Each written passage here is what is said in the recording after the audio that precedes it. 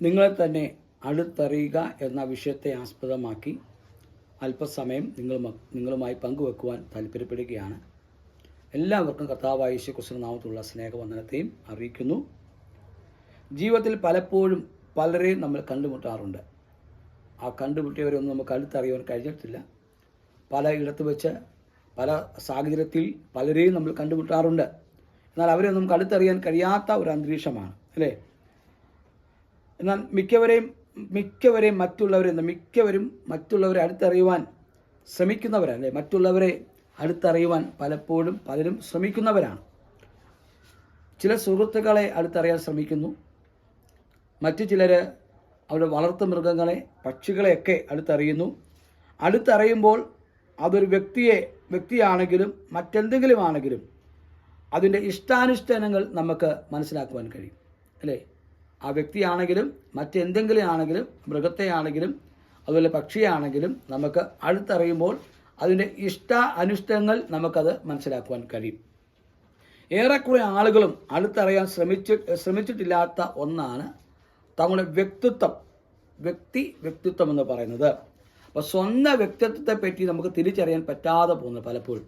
അപ്പോൾ സ്വന്തം വ്യക്തിത്വത്തെ പറ്റി നമ്മൾ തിരിച്ചറിയുമ്പോഴാണ് നമുക്ക് മനസ്സിലാക്കാൻ കഴിയും നമ്മൾ എങ്ങനെയാണ് മുൻപോട്ട് പോകുന്നുള്ള കാര്യങ്ങൾ നമുക്ക് മനസ്സിലാക്കുവാൻ കഴിയുന്നത്. അപ്പം നിങ്ങളെ തന്നെ അടുത്തറിയുവാൻ ശ്രമിക്കുന്നതിലൂടെ കുറേ മെച്ചമായ നിലവാരത്തിൽ ജീവിതത്തെ മുന്നേറ്റത്തിലേക്ക് നയിക്കുവാൻ നമുക്ക് കഴിയും. അപ്പം നമുക്ക് സ്വന്തമായിട്ട് നമ്മളെ തന്നെ മനസ്സിലാക്കാൻ കഴിയുമ്പോഴാണ് നമ്മുടെ എവിടെയൊക്കെയാണ് പാളിച്ചകൾ സംഭവിച്ചിട്ടുള്ളത്, എവിടെയൊക്കെയാണ് ബുദ്ധിമുട്ടുകൾ സംഭവിച്ചിട്ടുള്ളതൊക്കെ മനസ്സിലാക്കി നമ്മൾ മുൻപോട്ട് പോവുകയാണ്. തീർച്ചയായിട്ടും മെച്ചമായ നിലവാരത്തിൽ നമ്മുടെ ജീവിതത്തെ മുൻപോട്ട് നയിക്കുവാൻ നമുക്ക് കഴിയും. അപ്പോൾ നോക്കുക, അതിനായി സ്വയം ചോദിക്കേണ്ട ചില ചോദ്യങ്ങളുണ്ട്. അപ്പോൾ സ്വയമായിട്ട് ചോദിക്കേണ്ടതായ ചില ചോദ്യങ്ങളുണ്ട്. അപ്പോൾ ഒന്നാമത് നമ്മൾ ചോദിക്കേണ്ടത് ഞാൻ ആരാണ്. ഒന്നാമതായിട്ട് നമ്മൾ ചോദിക്കേണ്ടത് എന്തെന്നറിയാം? ഒന്നാമത്തെ വിഷയം ഞാൻ ആരാണ്. രണ്ടാമതായി ചോദിക്കേണ്ടത് എന്നെക്കുറിച്ച് എനിക്ക് എന്തറിയാം. മൂന്നാമതായിട്ട് പറയുന്നതാണ് എന്നെക്കുറിച്ച് എനിക്കറിയാത്തത് എന്താണ്. 4, എന്നെക്കുറിച്ച് മറ്റുള്ളവരുടെ അഭിപ്രായം എന്താണ് എന്നുള്ള കാര്യങ്ങൾ നാലാമതായിട്ട് ചോദിക്കണം. അഞ്ചാമതായിട്ട് പറയുകയാണ് എന്നെക്കുറിച്ച് ദൈവത്തിൻ്റെ ഉദ്ദേശം എന്താണ്. 6, എൻ്റെ ജീവിതത്തിൽ ഞാൻ എന്തു മാറ്റമാണ് വരുത്തേണ്ടത്. അപ്പം 6 കൂട്ടം ചോദ്യങ്ങളാണ് നമ്മോട് തന്നെ ചോദിക്കേണ്ടത്. ഒന്ന് എന്താണ്? ഞാൻ പ്രാരംഭത്തിൽ പറഞ്ഞതുപോലെ ഞാൻ ആരാണ്, എന്നെക്കുറിച്ച് എനിക്ക് എന്തറിയാം, എന്നെക്കുറിച്ച് എനിക്കറിയാത്തത് എന്താണ്. 4, എന്നെക്കുറിച്ച് മറ്റുള്ളവരുടെ അഭിപ്രായം എന്താണ്. 5 പറയുകയാണ് എന്നെക്കുറിച്ച് ദൈവത്തിൻ്റെ ഉദ്ദേശം എന്താണ്. അപ്പോൾ 6 പറയുന്നു എൻ്റെ ജീവിതത്തിൽ ഞാൻ എന്ത് മാറ്റമാണ് വരുത്തേണ്ടത്.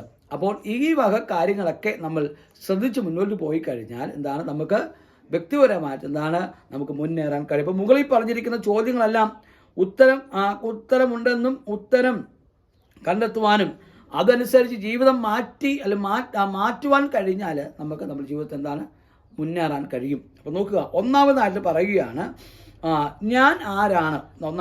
ഞാൻ ആരാണ്.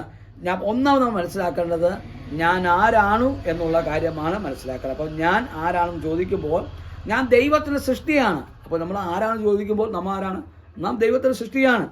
ദൈവത്തിൻ്റെ സാദൃശ്യത്തിലും സ്വരൂപത്തിലുമാണ് അവൻ എന്നെ സൃഷ്ടിച്ചിരിക്കുന്നത്. അപ്പം നാം ഒന്നാമതായിട്ട് മനസ്സിലാക്കണം എന്താണ് നാം ആരാണ്. അപ്പോൾ നാം ദൈവത്തിൻ്റെ സൃഷ്ടിയാണ്.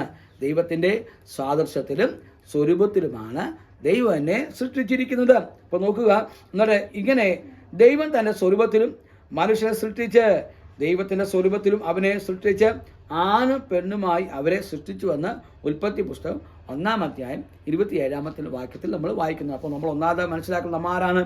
നമ്മൾ ദൈവത്തിൻ്റെ സൃഷ്ടിയാണ്.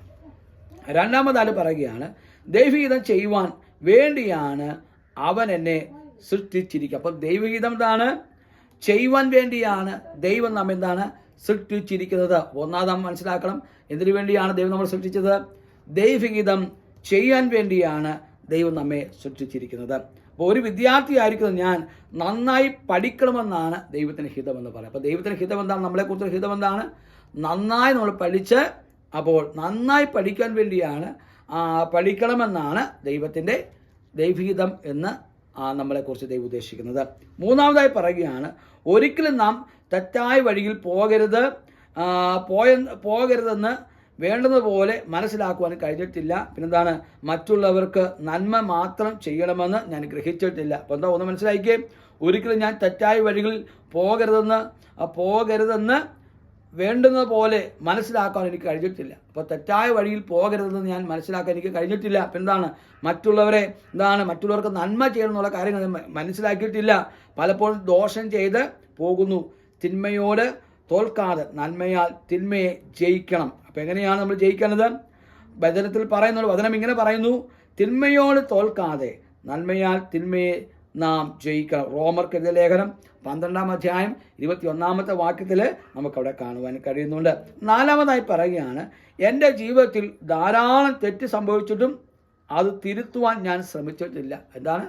എൻ്റെ ജീവിതത്തിൽ ഒരുപാട് തെറ്റുകൾ സംഭവിച്ചിട്ടുണ്ട്, അതൊന്നും ഞാൻ പലപ്പോഴും തിരുത്തുവാൻ ഞാൻ ശ്രമിച്ചിട്ടില്ല എന്നാണ് പറയുന്നത്. നോക്കുക, അപ്പോൾ അത് തിരുത്തുവാൻ പഠനത്തിൽ വേണ്ടത്ര ശ്രദ്ധ കൊടുക്കുവാനും എനിക്ക് കഴിഞ്ഞിട്ടില്ല. പിന്നെന്താണ്?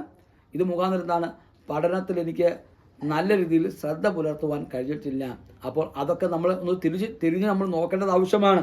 അഞ്ചാമതായി പറയുകയാണ്, ദൈവരാജ്യത്തിൻ്റെ അഭിവൃദ്ധിക്ക് വേണ്ടി ഞാൻ വളരെയധികം അധ്വാനിക്കണം. നന്നായി പഠിക്കുന്നതിലൂടെ മാതാപിതാക്കളെ അനുസരിക്കുന്നതിലൂടെയും ദൈവത്തിന് മഹത്വം കൊടുക്കണമെന്ന് ദൈവം ആഗ്രഹിക്കും. അപ്പോൾ എങ്ങനെയാണ്? അപ്പോൾ നമ്മളെന്താണ് ചെയ്യേണ്ടത്? ദൈവരാജ്യത്തിൻ്റെ അഭിവൃദ്ധിക്ക് വേണ്ടി ഞാൻ വളരെയധികം അധ്വാനിക്കണം. നന്നായി പഠിക്കുന്നതിലൂടെ മാതാപിതാക്കളെ അനുസരിക്കുന്നതിലൂടെയും ദൈവത്തിന് മഹത്വം കൊടുക്കണമെന്ന് ദൈവം ആഗ്രഹിക്കുന്നു. അപ്പോൾ ദൈവത്തിന് അനുരൂപരായി നാം ജീവിക്കണമെന്നാണ് ദൈവം നമ്മെക്കുറിച്ച് ആഗ്രഹിക്കുന്നത്. ഒടുവിലായി ഞാൻ പറയട്ടെ, അലസത ഉപേക്ഷിച്ച് കഠിനാധ്വാനത്തിനായി ശ്രമിക്കുകയും ദൈവവചനം ദിവസം വായിച്ച് എൻ്റെ ജീവിതത്തിൽ മാറ്റങ്ങൾ വരുത്തും. ഞാൻ ക്രിസ്തുവിന് വേണ്ടി ജീവിക്കും. കൂട്ടുകാരുടെ ഇടയിൽ ക്രിസ്തുവിനെ സാക്ഷീകരിക്കും. ഒരു നല്ല വ്യക്തിത്വത്തിൻ്റെ ഉടമയായി തീരും. നിന്റെ പ്രവൃത്തികളെ യഹോവയ്ക്ക് സമർപ്പിക്കുക, എന്നാൽ നിന്റെ ഉദ്ദേശങ്ങളൊക്കെ സാധിക്കുമെന്ന് സദൃശവാക്യം 16-ാം അധ്യായത്തിൻ്റെ 3-ാമത്തെ വാക്യത്തിൽ നമ്മൾ വായിക്കുന്നു. അപ്പോൾ എന്താണ്? നമ്മൾ അലസതയൊക്കെ ഉപേക്ഷിക്കണം. എങ്ങനെയാണ്? നമ്മൾ അലസതയൊക്കെ ഉപേക്ഷിക്കണം. അലസ സ്വഭാവങ്ങൾ മടിയൊക്കെ മാറ്റിയിട്ട് കഠിനാധ്വാനം ചെയ്യണം. കഠിനാധ്വാനം ചെയ്യുന്ന ഒരു വ്യക്തിക്ക് മാത്രം ഉന്നത നിലവാരത്തിലേക്ക്, ഉന്നതമായ ഉയരത്തിലേക്ക് നമുക്ക് എത്തിച്ചേടുവാൻ കഴിയുള്ളൂ. പിന്നെ പറയുകയാണ്, ദൈവവചനം എന്നും നമ്മൾ വായിക്കണം. എന്താണ് ദൈവവചനം? എന്നും നമ്മൾ വായിക്കണം. അപ്പോൾ ദൈവവചനത്തിൽ വായിച്ചെങ്കിൽ മാത്രം നമ്മുടെ ജീവിതത്തെ മാറ്റുവാൻ കഴിയത്തുള്ളൂ. നമ്മുടെ ദുർസ്വഭാവങ്ങൾ, പാപസ്വഭാവങ്ങളൊക്കെ നമുക്ക് മാറ്റുവാൻ കഴിയത്തുള്ളൂ. പിന്നെന്താണ്? ക്രിസ്തുവിന് വേണ്ടി നമ്മൾ ജീവിക്കണം.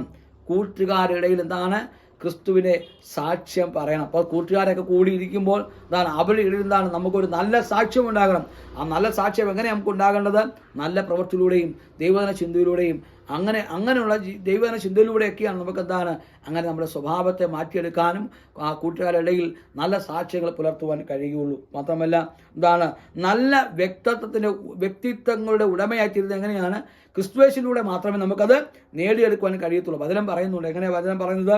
നിന്റെ പ്രവൃത്തികളെ യഹോവയ്ക്ക് സമർപ്പിക്കുക, എന്നാൽ നിന്റെ ഉദ്ദേശമൊക്കെ അവൻ സാധിക്കും. പ്രിയപ്പെട്ടവരെ, അപ്പോൾ നമ്മൾ തന്നെ എങ്ങനെ തിരിച്ചറിയേണ്ടത്? നമ്മൾ ആരാകുന്നു എന്നുള്ള ചെയ്ത് നമ്മളെ ഭരിക്കണം. പിന്നെ ദൈവത്തെ ഉദ്ദേശം ദൈവത്തെ എന്താണ് ദൈവം നമ്മളൊക്കെ ഉദ്ദേശിക്കുന്ന കാര്യങ്ങൾ മനസ്സിലാക്കിക്കൊണ്ട് നല്ല രീതിയിൽ നമ്മൾ മുന്നോട്ട് പോവുകയാണെങ്കിൽ തീർച്ചയായിട്ടും നമ്മുടെ ജീവിതം നമുക്ക് മുന്നേറാൻ, അല്ലെങ്കിൽ ജീവിതം സക്സസ് ആയി തീരും. അതുകൊണ്ട് ഈ തോഴ്ചകൾ, ഈ അറിവുകൾ ജീവിതത്തിൽ അത് നമ്മൾ അനുവർത്തിച്ചുകൊണ്ട് നമ്മളെ തന്നെ ദൈവകാര്യങ്ങളിൽ ഏൽപ്പിച്ചു കൊടുത്തുകൊണ്ട് നമുക്ക് മുൻപോട്ട് പോകാം. കർത്താവ് എല്ലാവരെയും ധാരാളമായി അനുഗ്രഹിക്കുമാറാകട്ടെ. ആമേൻ.